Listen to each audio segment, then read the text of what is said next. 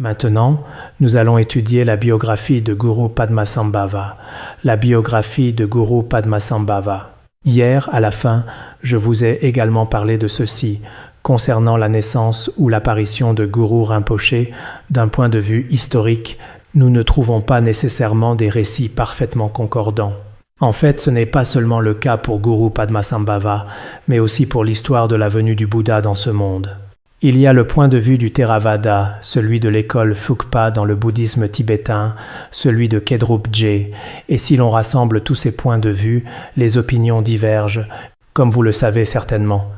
C'est ce que disent tant le bouddhisme du Nord que celui du Sud. De même, pour beaucoup de grands personnages de l'histoire, il existe différentes versions concernant leur âge. C'est peut-être parce qu'au premier temps de l'histoire humaine, l'écriture et les archives étaient rares. C'est pourquoi, de nos jours, retrouver quelque chose de vraiment fiable et parfaitement concordant est pratiquement impossible. Donc, comme nous l'avons dit hier, selon les enseignements de certains grands maîtres, si Guru Padmasambhava est né d'une matrice, il a bénéficié à d'innombrables êtres devant différentes assemblées. Et s'il est né miraculeusement, il a également bénéficié à d'innombrables êtres. Ces deux modes peuvent être simultanés ou non. Comme pour Padampa Sangye, concernant sa venue au monde, il existe aussi de nombreuses versions sur son âge.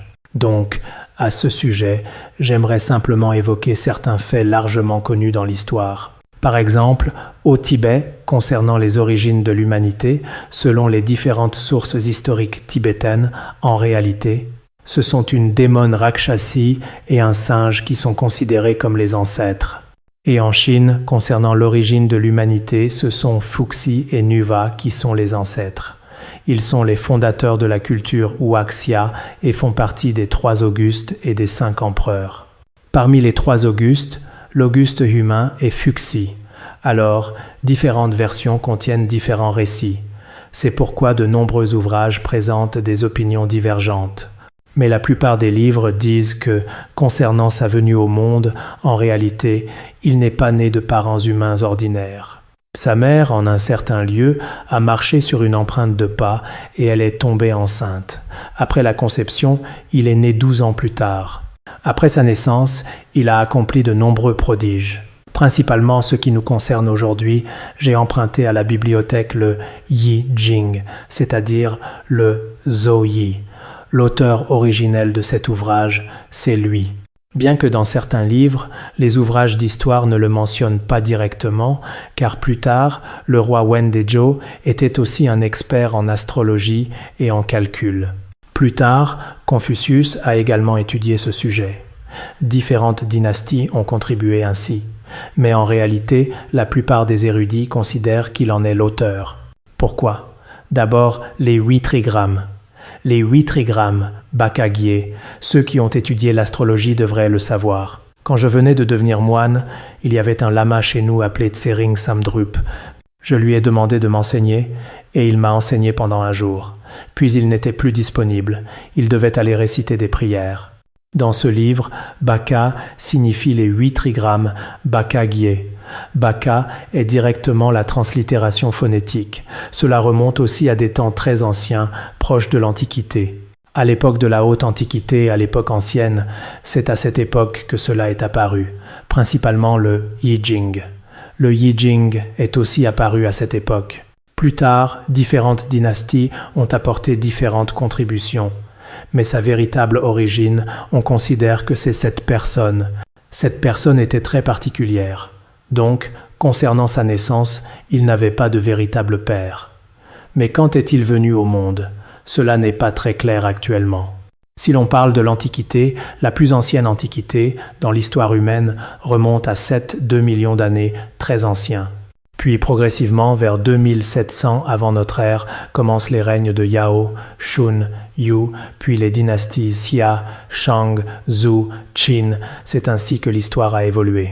Ainsi, concernant l'origine de certaines cultures, en réalité, cette personne était vraiment extraordinaire. De plus, cette personne avec Nuwa ont ensemble engendré les descendants de la nation Huaxia. À cette époque, on ne disait pas Han, mais civilisation Huaxia. Les fondateurs de la civilisation Huaxia sont donc eux. Mais certains récits historiques disent que son corps était humain, mais sa queue était celle d'un dragon. Il y a de nombreuses représentations de ces personnages. C'est très courant, y compris dans les fresques d'il y a plus de 1000 ans, c'est ainsi. Aujourd'hui, que ce soit à Dunhuang ou dans certains motifs de la cité interdite, dès les origines, il y a différents motifs de ce type, ou des mentions écrites de cela. Donc actuellement, y compris le Zhou Yi, c'est très important. À l'époque, certains récits historiques disent que la princesse Wencheng a apporté de Chine l'astrologie du Zhou Yi. Puis, arrivée au Tibet auprès du roi Songtsen Gampo, elle a observé que la topographie de tout le pays des neiges tibétains avait la forme d'une démone couchée sur le dos. C'est pourquoi il fallait construire des temples pour la soumettre. Le Jokang est le temple qui subjugue le cœur de la démone. Et les autres, y compris au Bhoutan et en différents endroits, au total, certains disent 4 temples de soumission du corps, d'autres disent 12. Sur toutes les différentes parties du corps de la démone, des temples ont été construits. C'est pour cette raison que, plus tard au Tibet, Guru Padmasambhava est venu soumettre les esprits. Je pense que les 8 trigrammes et l'astrologie, effectivement, l'astrologie chinoise, ce Zhou Yi, est très puissant. Pour ceux qui étudiaient l'astrologie, y compris le calendrier actuel, beaucoup de choses en découlent. Mais le véritable auteur du Zhou Yi, combien d'années avant notre ère, jusqu'à aujourd'hui, on ne le sait pas. Seuls les récits historiques disent que la mère de Fuxi est ainsi tombée enceinte. Plus tard, avec Nuwa, l'humanité s'est multipliée, et la civilisation Huaxia a commencé à partir de là. Les 8 trigrammes du Zhou Yi chinois, leur système d'astrologie est très puissant, c'est ce qu'on dit. Donc, ce genre de récit, et aussi autre chose, attendez, j'ai vu quelque chose fait par l'IA, je vais vous en donner une idée générale.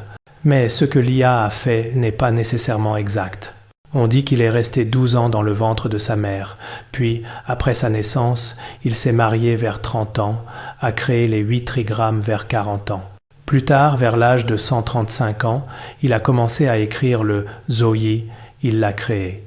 Puis à 190 ans, il a manifesté son passage dans le nirvana. C'est ce que dit ce récit.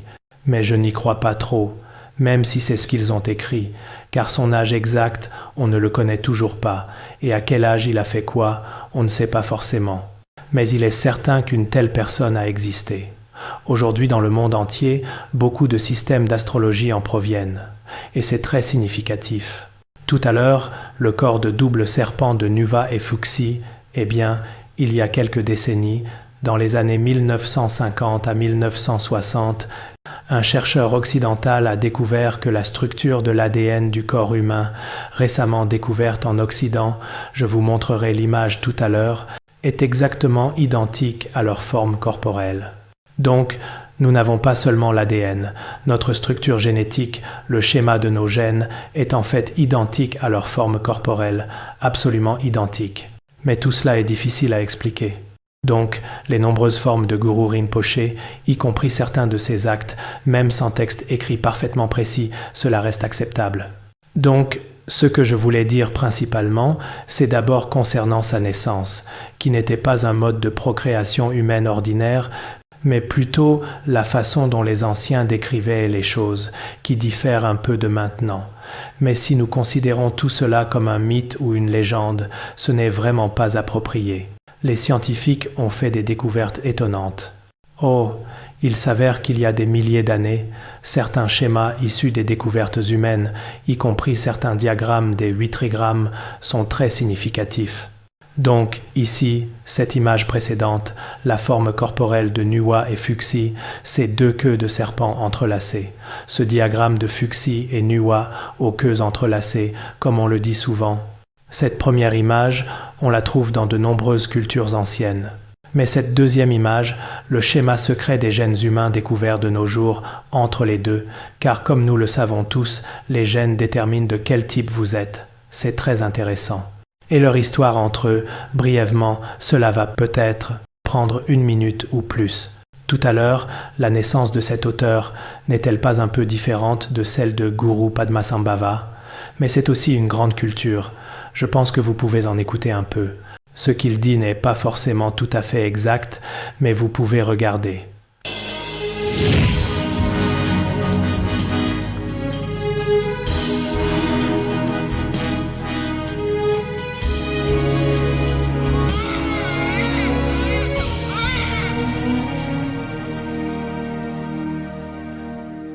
每次听到你，总是大风起；每次看到你，却又惊雷起。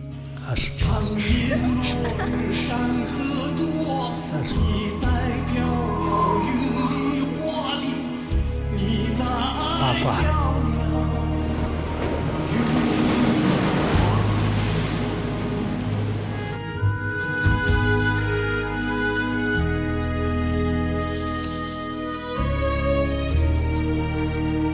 已经唱歌一曲，好风好梦好歌好一起。唱歌一曲，好风好梦好歌好一起。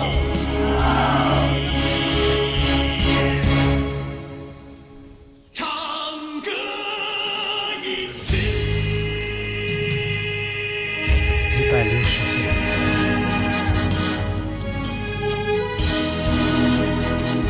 À l'âge de 196 ans. Donc, ce diagramme des 8 trigrammes de tout à l'heure, y compris dans de nombreux hôtels et parcs aujourd'hui, on y trouve ce diagramme des 8 trigrammes. Au Tibet aussi, beaucoup de gens le portent à la ceinture. 哎呀，大得起，这个人没有经验呢。Maintenant, continuons avec la biographie de Guru Rinpoché. La biographie de Guru Rinpoché n'est pas compliquée, elle est assez simple. Où nous étions-nous arrêtés hier? De nombreux enseignements secrets intérieurs, n'est-ce pas? Plus tard, Guru Rinpoché, dans un jardin boisé, a pratiqué les 4 branches, approche, approche proche, accomplissement et grand accomplissement. Au début, il y eut d'énormes bruits d'explosions et diverses apparitions terrifiantes. Le jardin prit feu, les bâtiments furent détruits et bien d'autres signes inhabituels. Mais il ne fut pas ébranlé et continua sa pratique. Finalement, il accomplit les mantras.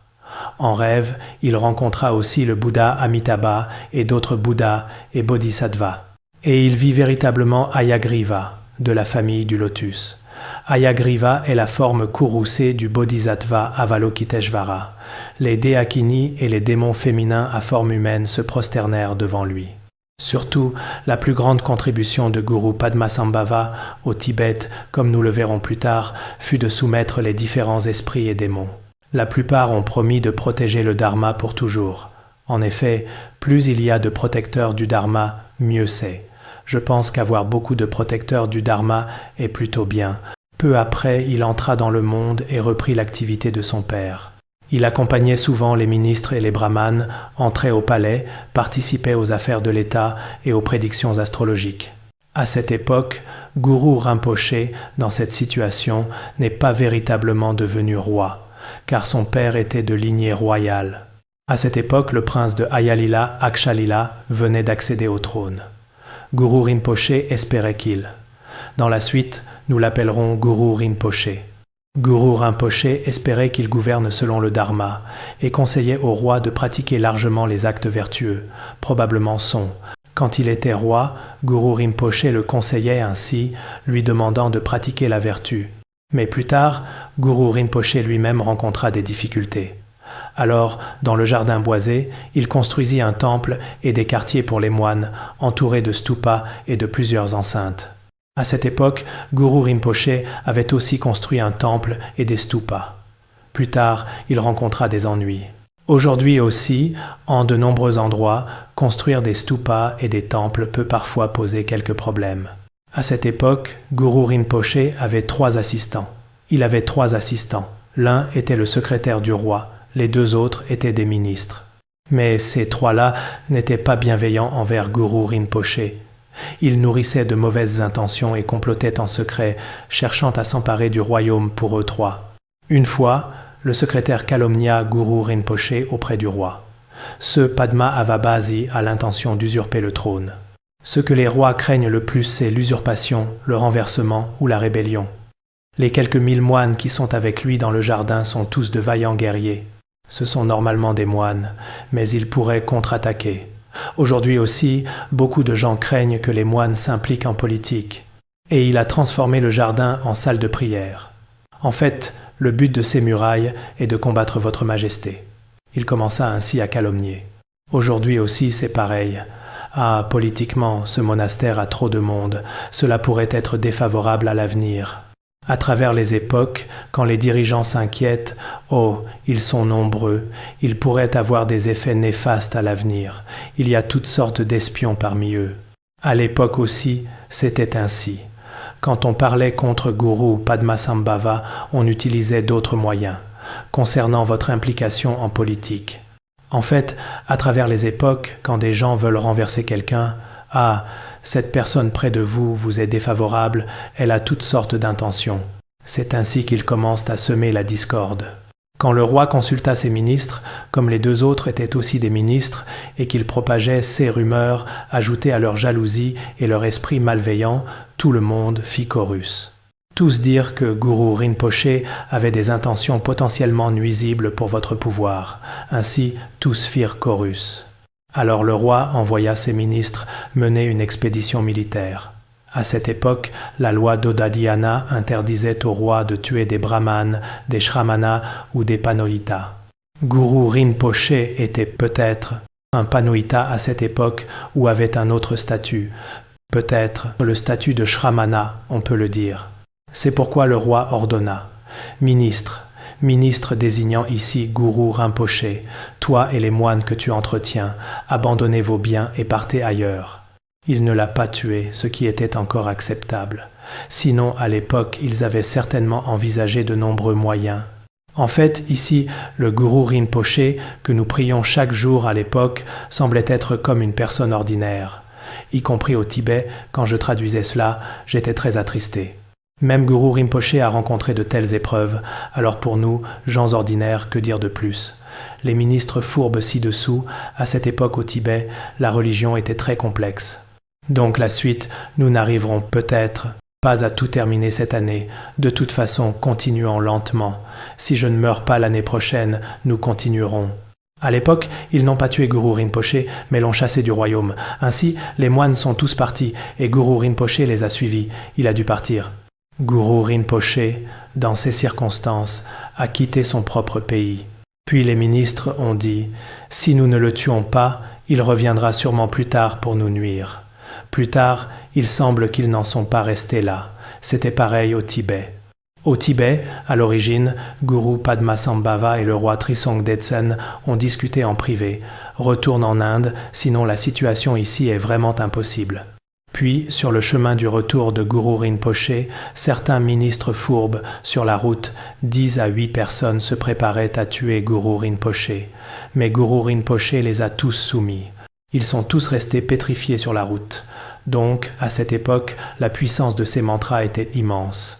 Que ce soit des humains ou des non-humains, lui nuire n'était pas chose facile. Ils continuaient ainsi à semer la discorde. Alors, ils envoyèrent de nombreux assassins, enchaînant Guru Rinpoché et lui mettant des fers. Cependant, Guru Rinpoché, grâce à Kar auparavant, n'avait-il pas pratiqué de nombreux mantras ? Par ce pouvoir, il brisa leurs chaînes et détruisit leurs fers. Les lames des assassins se retournèrent contre eux-mêmes. Finalement, Guru Rinpoché n'eut pas la moindre égratignure, tandis que leurs armes se brisèrent en plusieurs morceaux. Ils jetèrent aussi Guru Rinpoché dans le feu, mais le feu ne put le brûler. Ils le jetèrent dans l'eau, mais l'eau ne put le noyer. Ils le précipitèrent du haut d'une falaise, mais il ne fut pas blessé. Ils l'enterrèrent vivant, mais Guru Rinpoché sortit par une autre ouverture. Jamais ils ne purent l'attraper. Cette puissance de Guru Rinpoché, c'était vraiment comme Milarepa. À l'époque, lui nuire n'était pas chose facile. C'est comme dans le chapitre de la porte universelle, quand on récite le nom du Bodhisattva Avalokiteshvara, l'eau ne peut emporter, le feu ne peut brûler, le vent ne peut renverser, etc. Il y a de nombreuses qualités de ce type. Donc, si nous prions Guru Rinpoché maintenant, Guru Rinpoché a obtenu de tels accomplissements à son époque. Par la force de ses aspirations et la force de la vérité, ainsi que par la force de ses mantras, nous aussi, face à n'importe quel obstacle, nous ne serons pas atteints par les nuisances extérieures. C'est pourquoi je pense que ce soit notre académie ou chacun d'entre nous, nous devrions souvent prier Guru Padmasambhava. Si vous ne savez pas réciter ou pratiquer autre chose, récitez beaucoup le mantra de Guru Rinpoche. Ainsi, pour la protection personnelle et pour la pratique personnelle, c'est très bénéfique. C'est tout pour aujourd'hui.